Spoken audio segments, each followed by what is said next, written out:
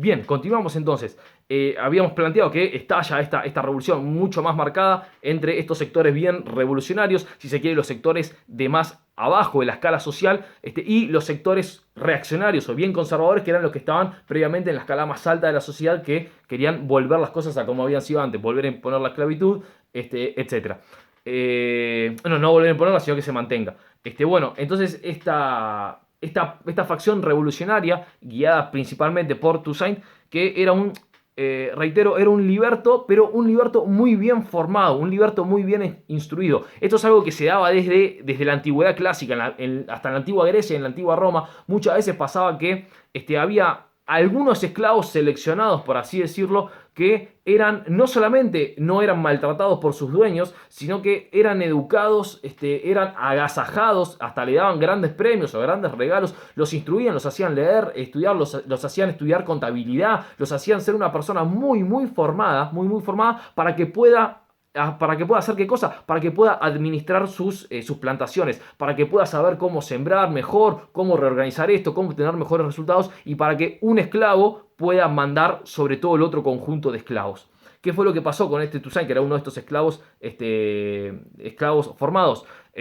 Bueno, obviamente estaba completamente en contra de la esclavitud, no solamente en contra de que él deje de ser esclavo, aunque ya era liberto, sino que estaba en contra de la institución de la esclavitud en general. Entonces, ¿qué fue lo que sucedió? Reorientó esta revuelta en una revolución que en un primer momento, y ahí donde termina la primera etapa, termina triunfando, si se quiere, hasta cierto punto, en 1801, porque Haití saca una primera constitución en donde no se declara independiente, o sea, no deja de pertenecer sí, no deja de pertenecer a Francia, pero sí se declara que se abole la esclavitud. Se declara que en Haití ya no existe más la esclavitud. Y ahí es donde terminaría la primera etapa. Pero después vino una segunda etapa. ¿Por qué? Porque al año siguiente, ya en el mando del Imperio francés, Napoleón Bonaparte, Napoleón no le gustaba la idea de abolir la esclavitud en Haití.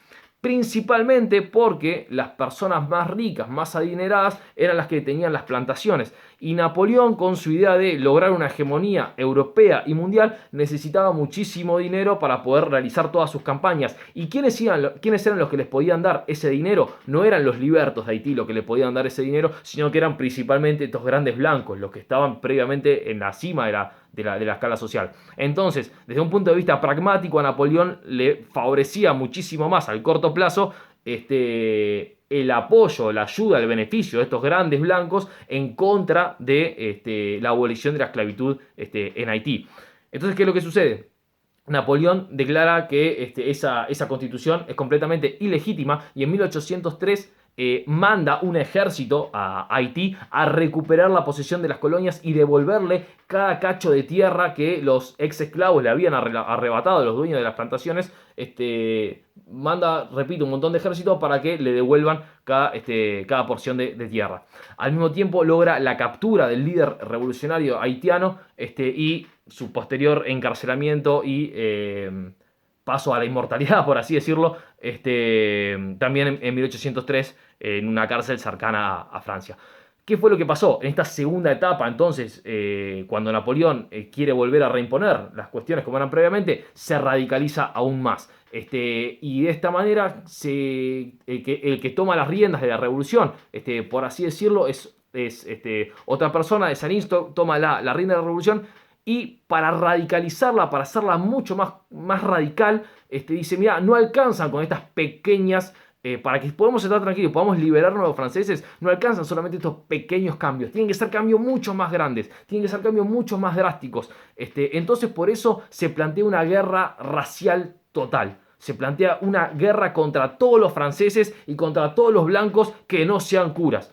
Porque la religiosidad era una cuestión muy importante y todos aquellos blancos que llegaban para expandir la palabra de Cristo eran respetados si se demostraba que estaban haciendo eso.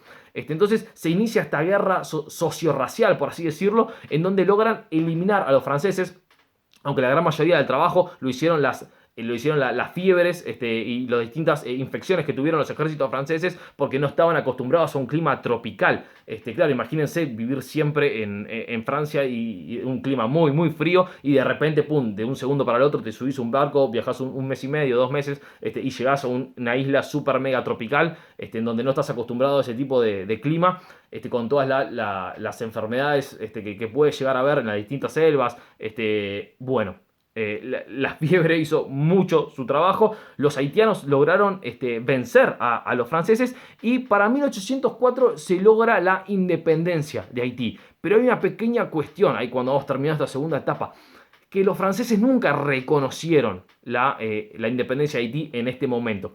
Y en 1805, después de la independencia, Dessalines se impone una nueva constitución en donde se impone como emperador. Se crea el imperio de Haití y lo que busca hacer es mantener una monarquía para poder ordenar y estructurar de forma mucho más fácil y de forma mucho más rápido la sociedad. Porque se planteaba que si se realizaba algún otro tipo de alternativa, como podía ser una república, podían estar constantemente debatiendo, luchando entre sí para ver quién gobierna, quién no gobierna, y nunca se iban a poder llegar a poner de acuerdo. Entonces se impone este imperio de Haití.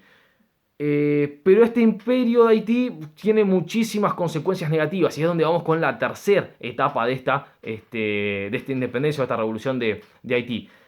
La primera de las consecuencias es que, bueno, después de tantos años, después de más de 10 años consecutivos de guerra, destrucción, masacre, incendios, ríos de sangre corriendo por todos lados, lo que quedó fue una tierra completamente arrasada, una tierra completamente destrozada. No se podía sembrar casi nada, no se podía producir nada, no había materia prima, no había recursos, no había nada. Todo había sido destruido por más de 10 años de guerra. Si fíjense lo que un año de pandemia, un año y medio de pandemia puede generar en un país, imagínense 10 años, más de 10 años de una guerra tan cruel y tan atroz como fue esta revolución en Haití.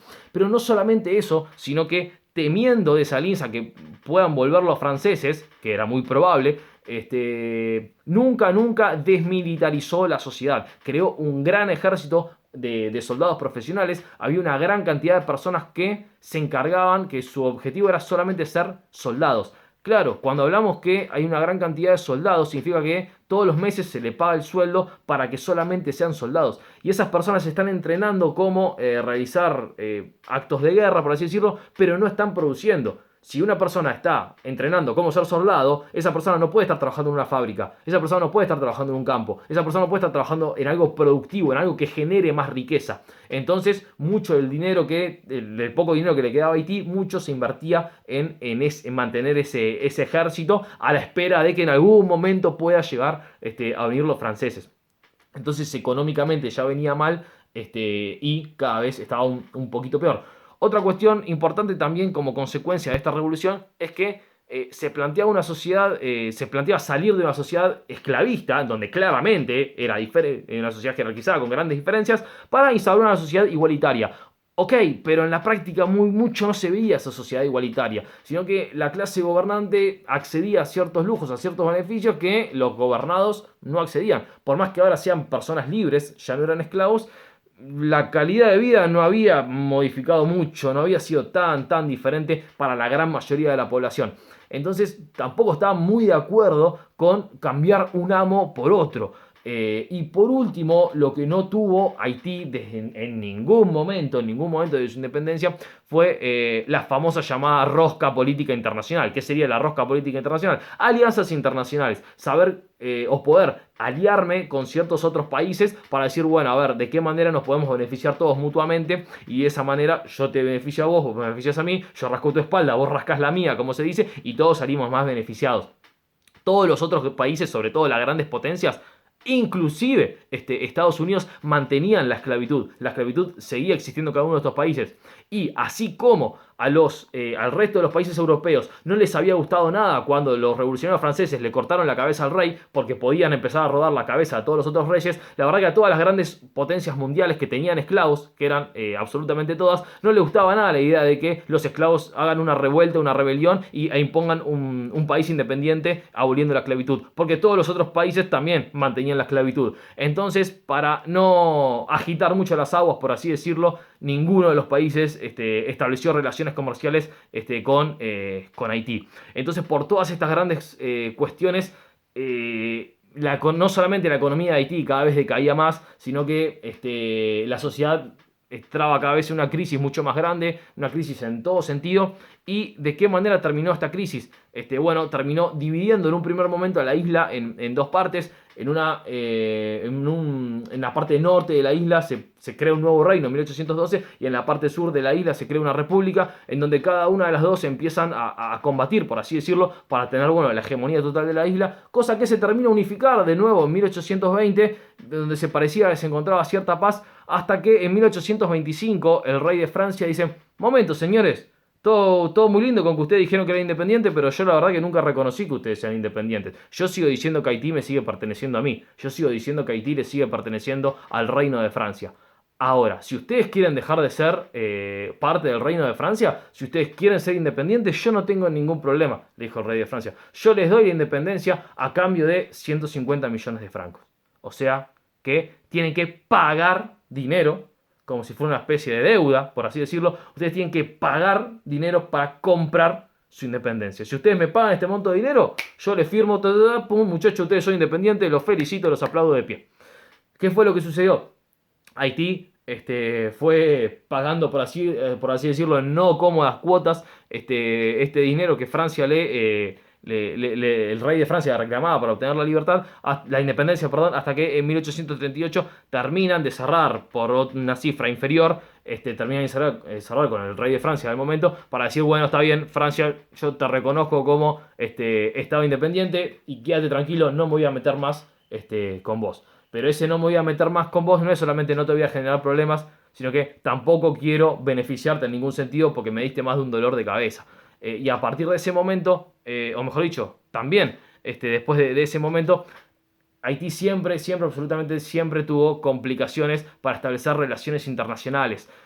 Fue el primero de los países de América Latina que inició un proceso de independencia, o un proceso revolucionario buscando la independencia, mejor dicho, y es algo que el resto de los países del mundo que no eran de América Latina, la verdad que no lo tomaron del todo bien, porque en cualquier momento le podía tocar a ellos otra de estas cuestiones. Lo que hoy, para finalizar con esta cuestión de la tercera etapa, no solamente siguió esta crisis en Haití, sino que en 1856 se termina dividiendo la isla en dos sectores. La parte española, ¿se acuerdan que allá lejos hace tiempo, en el otro video yo les dije que había empezado siendo una isla de dominio español? La parte española de la isla se independiza, pasa a ser lo que hoy en día se conoce como República Dominicana, en la parte oriental, y la parte occidental de la isla es Haití, el país que hoy en día es Haití de la colonia francesa. Entonces, y para finalizar con toda esta cuestión, ¿qué es lo importante a tener en cuenta de todas estas cuestiones? Y lo vamos a analizar muchísimo mejor más adelante con otros casos, como por ejemplo lo que fue la revolución y el proceso de independencia de Argentina. Siempre recuerden que estamos hablando de procesos. ¿Qué significa un proceso? Significa un proceso que es de forma continuada, que tiene vaivenes, que tiene variables y que las cosas se pueden modificar. Entonces, muchas veces, y esta es la cuestión importante a estudiar, el porqué de las cosas es importante para poder entender cuál era el objetivo que tenía, no solamente una persona y no solamente un sector, sino que cada sector, fíjense que podía llegar a tener diferentes objetivos. Y a medida que se van pasando los acontecimientos, a medida que van sucediendo las cosas, esos objetivos pueden ir cambiando. Muchas veces, fíjense que empiezan imponiendo un pequeño objetivo o un objetivo que para ese momento era recontra, súper importante, súper grande, como era la abolición de la esclavitud, pero no querían la independencia de Francia en un primer momento. Las cosas hicieron que se tengan que revolucionar mucho más y que tengan que buscar no solamente ese pequeño objetivo de la abolición de la esclavitud, sino también sumarle el segundo objetivo, que es el de la independencia, porque sin la independencia no se iba a poder lograr abolir la esclavitud.